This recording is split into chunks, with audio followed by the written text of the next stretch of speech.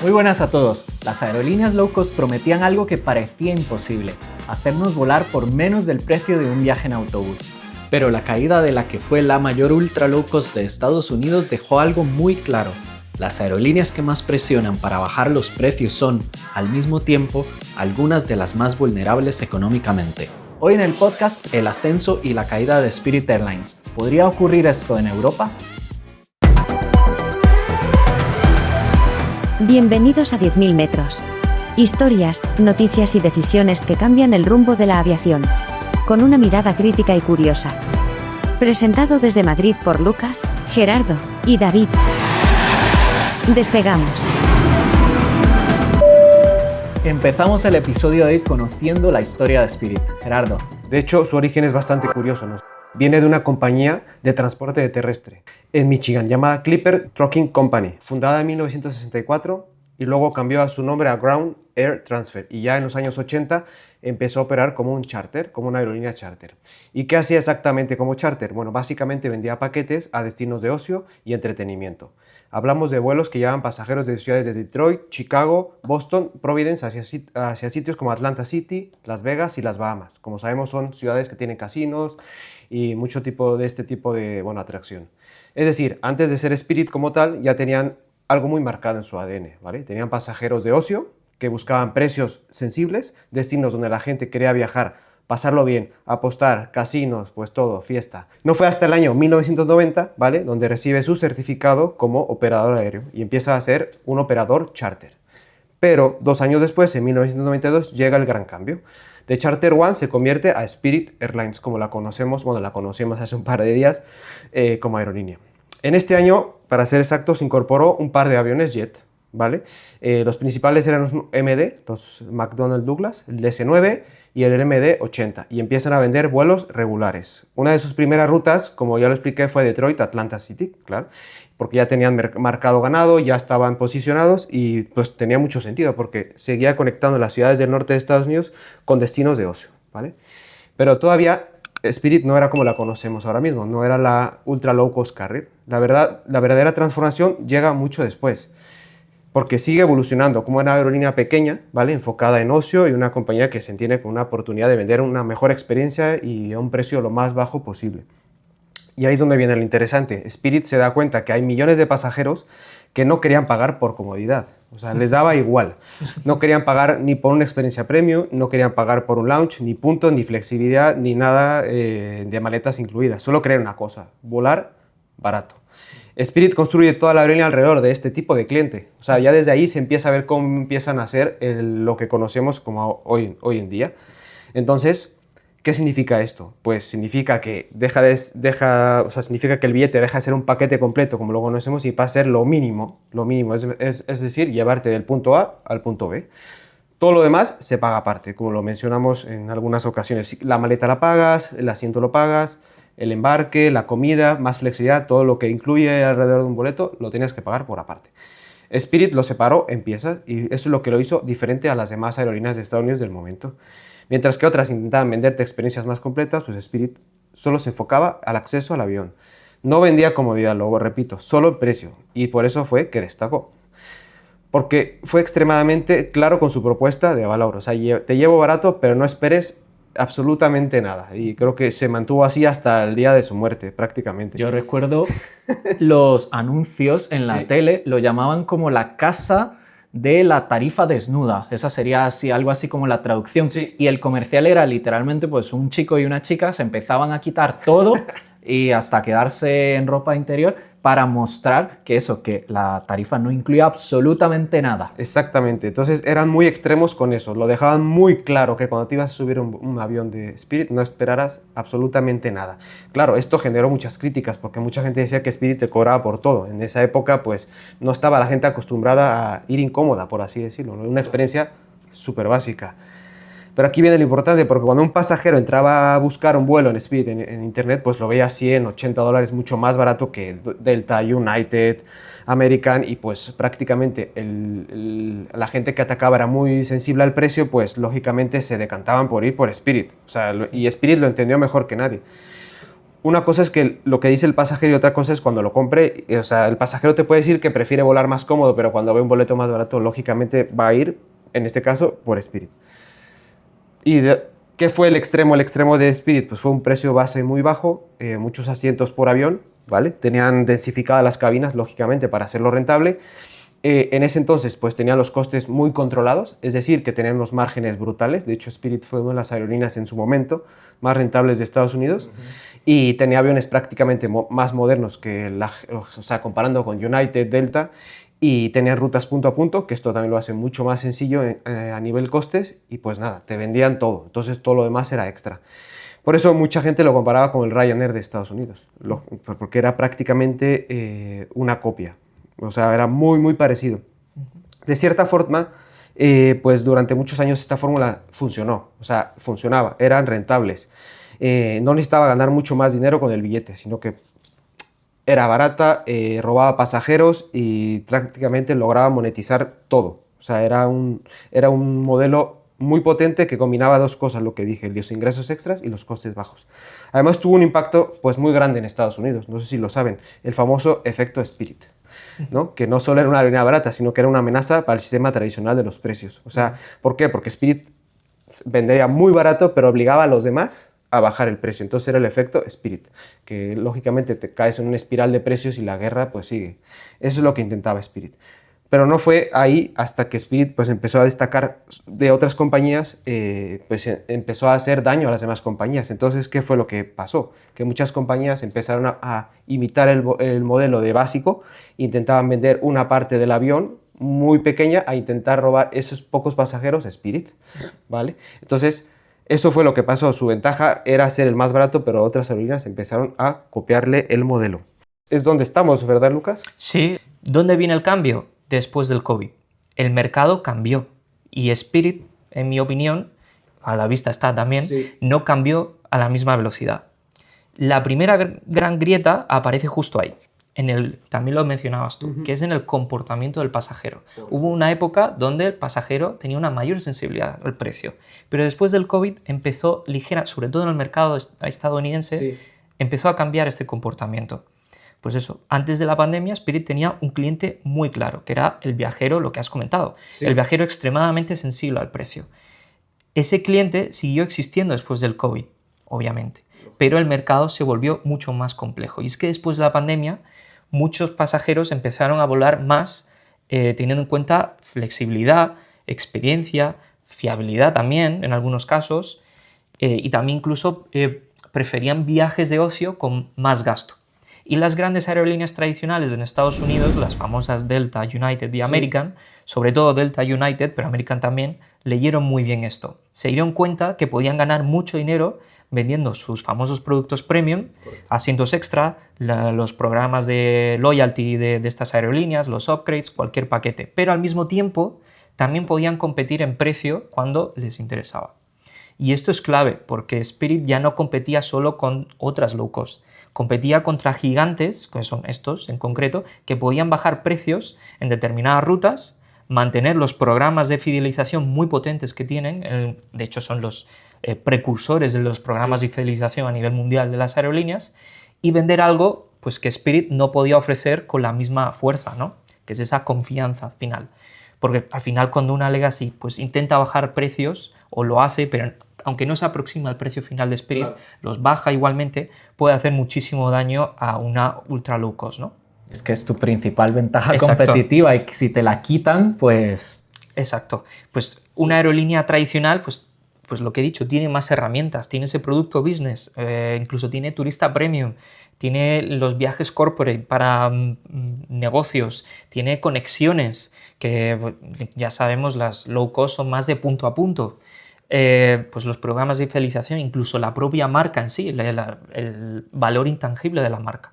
Spirit dependía muchísimo más pues, de eso, de llevar aviones con tarifas bajas y cobrar extras. Pero, aquí está la clave, si el mercado se estrecha, el margen desaparece muy rápido. Y ahí aparece la segunda grieta, que es también la parte operativa. Spirit pues, tenía una flota muy centrada en la familia de Airbus 320, que en principio pues, es una gran ventaja, ¿no? Porque sí, puedes decir, bueno, mismo tipo de avión, la eficiencia que eso te genera, la simplicidad operativa, menores costes a nivel de tripulaciones o de pilotos, de formación. Digamos que tienes una estructura de costes más homogénea y controlada, ¿no? Pero apareció un problema enorme, que es en la parte de los A320neo, pues el famoso problema de los motores Pratt & Whitney, ¿no? Sí. Que es a nivel un poco mundial, pero a ellos también les ha afectado. Y estos motores... Fueron uno de los principales afectados. Exacto. Sí. Tuvieron problemas técnicos que obligaron a dejar pues, muchos aviones en tierra para inspecciones y mantenimiento. Y para una compañía como Spirit, de un modelo de negocio de ultra low cost, tener aviones parados es veneno para todas, pero en concreto para una ultra low cost más aún. ¿Por qué? Porque una aerolínea ultra low cost necesita que el avión vuele más que ninguna otra. Y mucho, todo el tiempo que se pueda, porque el modelo funciona cuando cada avión hace muchas horas, muchos ciclos, muchas rutas y cada asiento se convierte en ingreso. Si tienes aviones en tierra, pero sigues teniendo deuda, alquileres, personal, costes fijos y compromisos financieros, el modelo por completo se rompe. Mientras pasaba esto, Spirit ya venía arrastrando pérdidas. No hablamos de un trimestre malo en sí, sino que hablamos de una compañía que llevaba tiempo, después del COVID, insisto, sin recuperar una rentabilidad sólida. La pandemia la golpeó por completo, la recuperación encima fue irregular, los costes subieron, la competencia encima se endureció y el margen se fue haciendo cada vez más estrecho, más pequeño. Entonces, Spirit intenta encontrar una solución, una salida, y piensa en una fusión.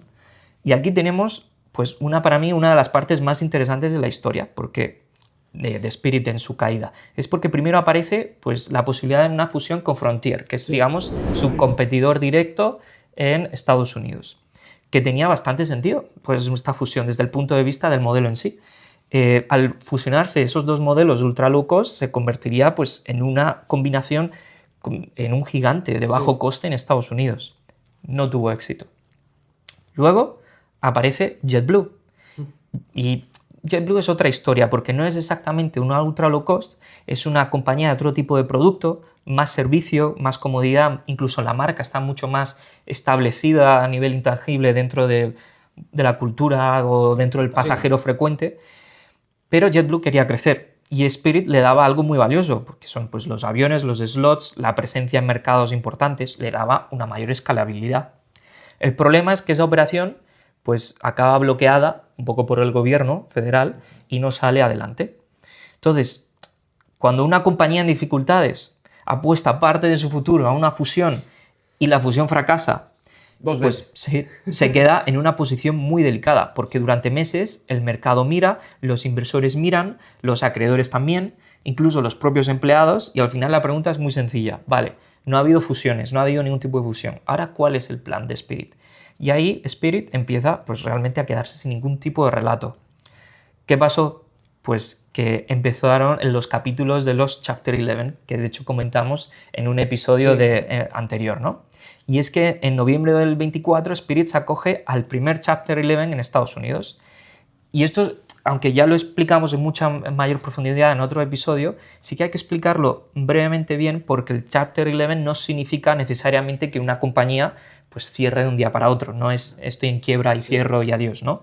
Es una proyección judicial dentro de Estados Unidos para las sociedades registradas allí para reorganizar tu deuda, renegociar compromisos financieros o cualquier tipo de compromiso y tratar de salir más ligera, ¿no? La compañía decía que iba a seguir operando con normalidad, que los clientes podían seguir volando y que la idea era emerger como un Spirit más fuerte. Sobre el papel podía parecer pues, un reseteo financiero, ¿no? Pero aquí viene otra gran pregunta, y es, ¿una reestructuración necesariamente financiera arregla un problema de modelo? Porque puedes reducir deuda, puedes ganar tiempo, puedes incluso conseguir liquidez, pero si el negocio operativo sigue perdiendo dinero, por un lado, el coste unitario sigue subiendo, si el ingreso por pasajero encima no acompaña, y además, lo que he comentado antes, tienes aviones parados, la competencia te presiona y el cliente no está dispuesto a pagar mucho más contigo, entonces la quiebra no es, el Chapter 11 en este caso, no es una solución. Es, digamos, una pausa, es como una muerte lenta. Es un parche. Es un parche. Entonces, eso es lo que termina pasando. Y de hecho hay un punto muy importante, no sé si lo vas a mencionar, el de los pilotos, porque después del COVID hubo escasez de pilotos también, sí, en Estados Unidos. Buen punto. se querían robar a los pilotos de Spirit, las otras aerolíneas, entonces lo que hizo Spirit fue yo les subo el sueldo a los pilotos para que no se vayan, no se los quieran robar. Entonces eso también hizo una bola de nieve más grande porque tenían más deuda, le pagaban más a los pilotos porque sin pilotos no podían volar. El punto de los pilotos es que para todas las aerolíneas fue o algo positivo o algo negativo, porque en el caso de United, que decidió mantenerlos a todos, por eso, y también mantuvo toda su flota, pues por eso se recuperó y salió reforzada de la pandemia en comparación con las otras. Spirit sale de ese primer Chapter 11, pero al poco tiempo, porque justo es lo que hemos comentado, es un parche, vuelven las dudas sobre su capacidad para seguir funcionando como una empresa viable. Sí. Y en agosto del 25, que justo coincidió con el más o menos cuando nosotros hicimos el episodio anterior, llega la segunda quiebra en menos de un año, el segundo Chapter 11 en menos de un año. Y ahí el mensaje ya cambia, porque ya no estamos hablando solo de ganar tiempo, estamos hablando de una compañía que no ha conseguido arreglar su estructura de costes ni estabilizar su negocio, que esto es aquí la clave. Entonces, ¿qué opta Spirit? Pues por los recortes, por nada más. Spirit plantea reducir flota, eliminar rutas no rentables y sobrevivir como una aerolínea más pequeña. Pero claro, aquí aparece una contradicción brutal de nuevo con el modelo low cost, y es que necesitas escala para tener costes bajos. Pero si pierdes dinero, tienes que reducir escala. Y cuando reduces escala, puedes perder todavía más eficiencia. Eso es como la pescadilla que se muerde la cola. No es una trampa, porque si creces, quemas caja. Si reduces, pierdes músculo. Si subes precios, pierdes a clientes sensibles al precio, especialmente en tu negocio. Vamos, que es muy difícil salir de eso. Exacto. Y si no subes precios, no cubres costes. Totalmente.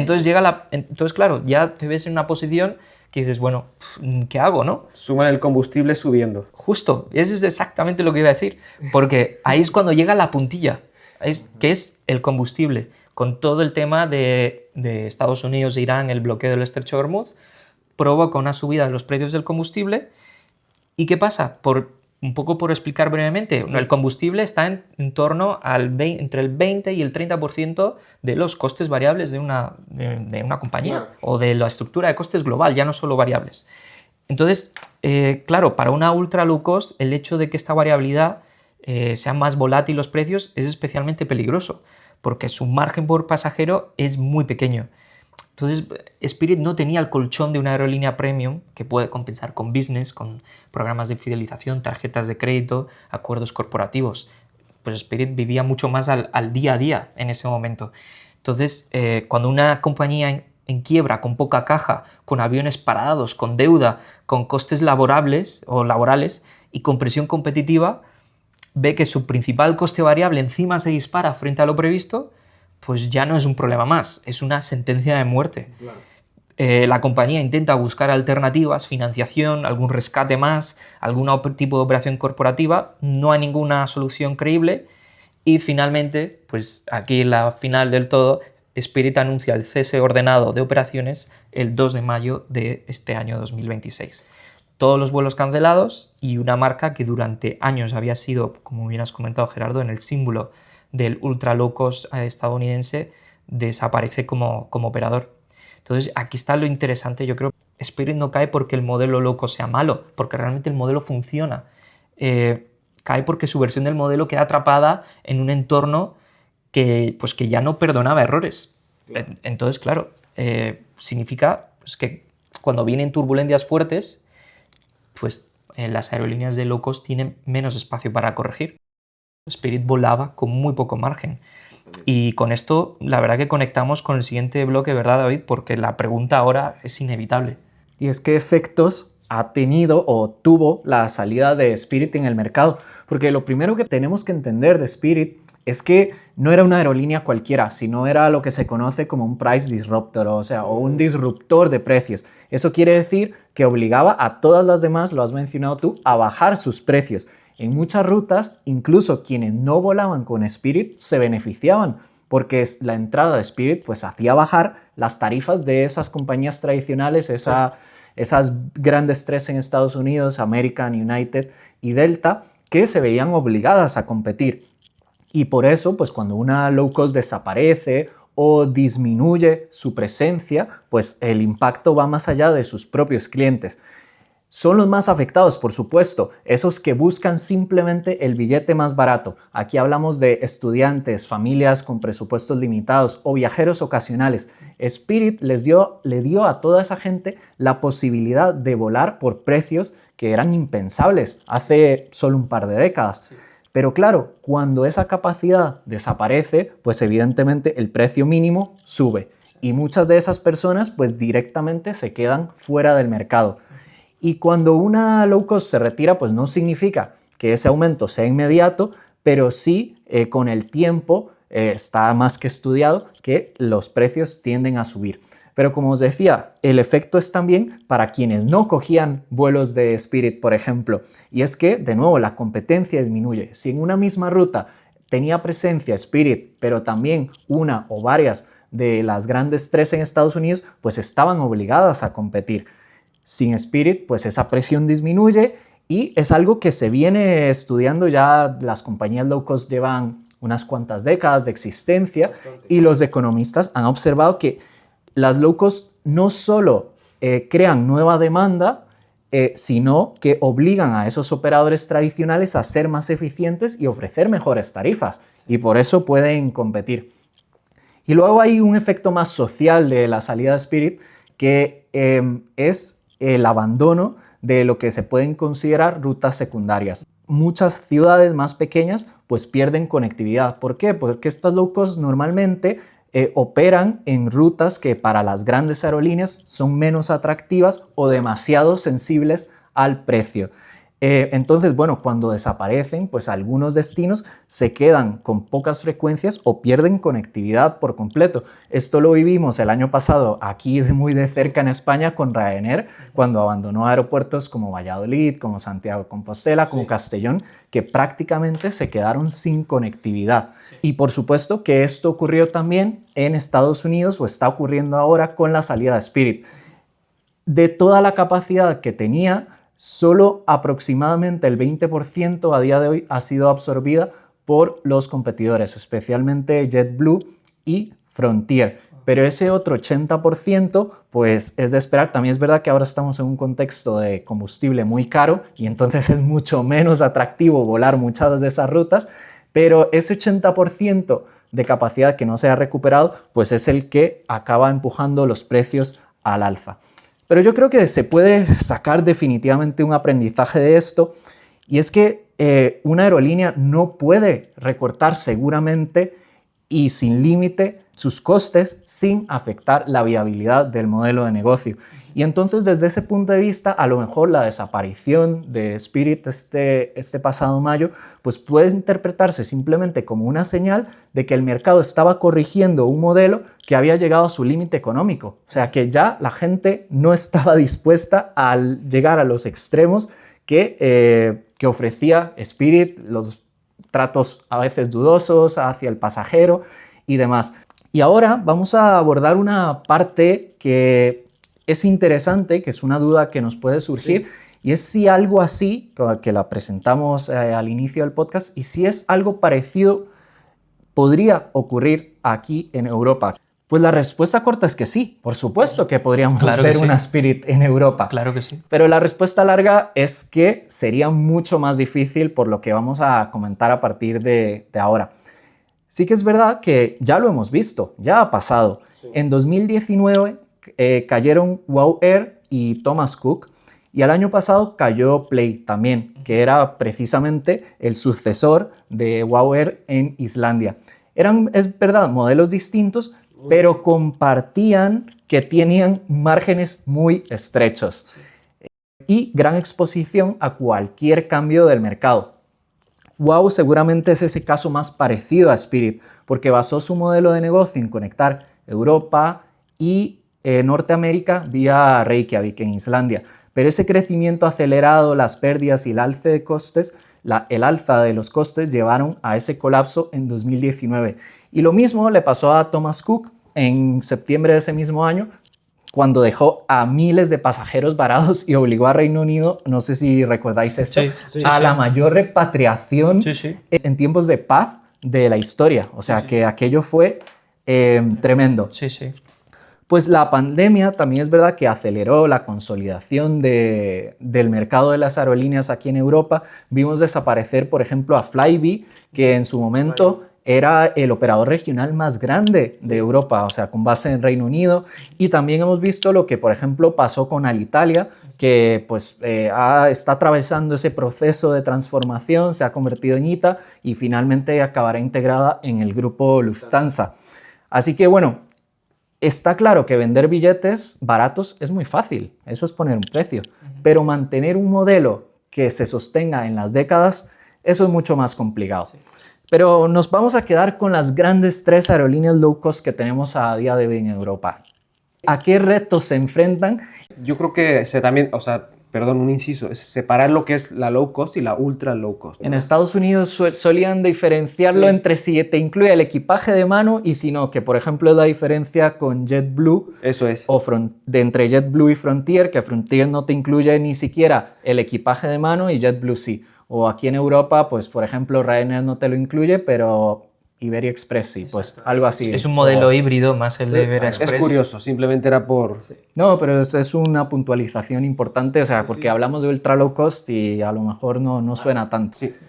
Pues veamos primero el caso de Wizz Air, porque es verdad que igual que Spirit se está enfrentando o ya lleva años enfrentándose a todos esos problemas con los motores de Pratt & Whitney, los Geared Turbofans, que hacen que a lo mejor un avión esté en tierra hasta casi un año mientras se reparan esos motores.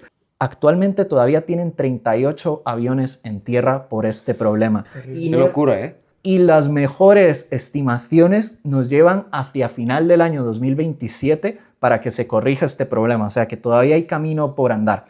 Esto, por supuesto, redujo la capacidad, elevó los costes y dañó de manera muy seria los resultados de Wizz Air. Durante algunos momentos el mercado llegó a cuestionar seriamente si esta aerolínea tenía capacidad para mantenerse operando. Pero la realidad es que han mostrado señales de fortaleza importante en los últimos meses y el año pasado fue muy positivo. Han seguido transportando más pasajeros, han seguido añadiendo capacidad y en 2025 superaron 68 millones de pasajeros transportados, lo cual es muy significativo y para ponerlo en perspectiva, pues Spirit el año pasado, es verdad que ya con una dimensión mucho más pequeña, transportó 32 millones, así que estamos hablando de una aerolínea que tiene a día de hoy pues el doble de tamaño. El cierre de su base de Abu Dhabi, yo creo que aunque es una mala noticia per se al principio, creo que no es del todo mala mirándolo a largo plazo porque ha podido cerrar algo que de unos costes digamos elevados y llevar toda esa flota a bases europeas donde puede ser mucho más competitivo a nivel de precio en esas rutas. Entonces, bueno, dentro tiene un poco de una de cal y otra de arena. Sí. No, yo creo que al final ha sido positivo. Veremos porque es relativamente reciente, pero tiene pinta de que está saliendo bien. Sí. Y el otro caso es el de EasyJet. Porque de EasyJet también se hizo mucho más pequeña post pandemia y ha tenido una recuperación complicada. También ha habido dudas sobre la viabilidad de EasyJet, que tuvo que despedir al 30% de su plantilla post COVID.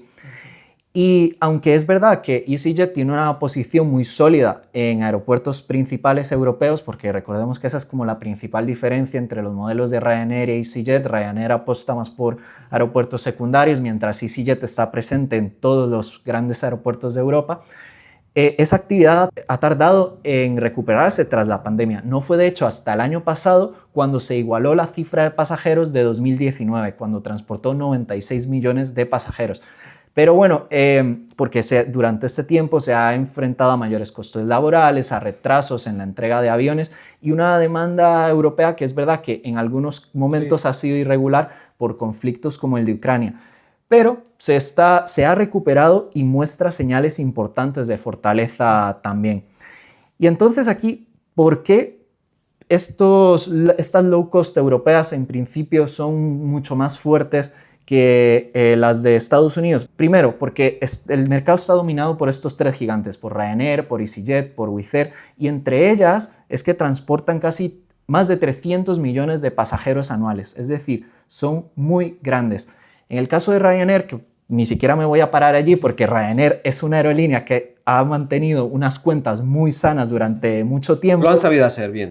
Y además es que se centra mucho en su estructura de costes, en tener una estructura de costes muy depurada. Y esto nos recuerda a una frase de Warren Buffett que dice que cuando llega una tormenta, importa quién tiene la mejor estructura de costes. Y en Europa es definitivamente Ryanair. De hecho, es que ahora lo estamos viendo con el tema del combustible. Un día de estos decía Michael O'Leary que él no está preocupado porque tienen hasta marzo 2027 el 80% del combustible comprado a un precio de $67. Y para ponerlo esto, para entenderlo, a día de hoy, la semana pasada, el precio medio de la tonelada de combustible de avión fueron $151. O sea que Ryanair compró a la mitad de eso. Y por eso, pues ahora nuevamente se encuentra en una posición muy buena. De hecho, es que lo dijo así, estamos en gran forma, lo dijo Michael O'Leary. Entonces, la pregunta es, de nuevo, ¿podría suceder en Europa? Pues sí, no hay que decir que nunca.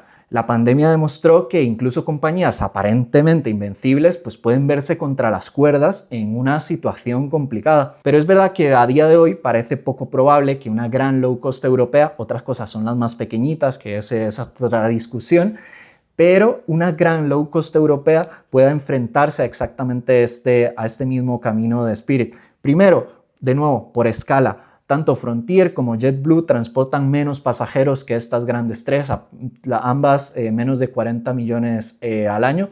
Segundo, los balances aquí en Europa en general son bastante mejores que los de sus contrapartes en Estados Unidos.